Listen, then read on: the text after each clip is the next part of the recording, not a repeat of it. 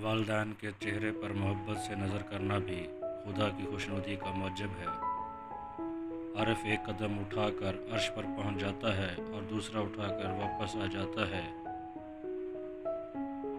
کائنات میں صرف ایک چیز موجود ہے یعنی نور خدا، باقی سب کچھ غیر موجود ہے۔ خدا اور انسان کے درمیان ایک ہی حجاب حائل ہے جس کا نام نفس ہے۔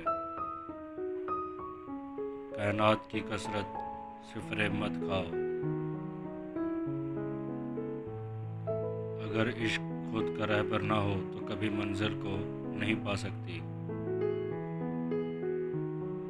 اللہ خیر مجسم ہے اور اس کی تقدیرات ہمہ خیر۔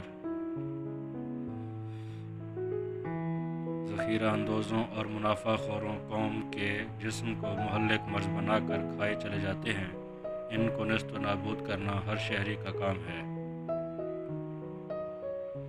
کوئی قوم اس وقت تک ترقی نہیں کر سکتی جب تک اس قوم کے مردوں کے دو بدوش عورتیں بھی آگے نہ بڑھیں۔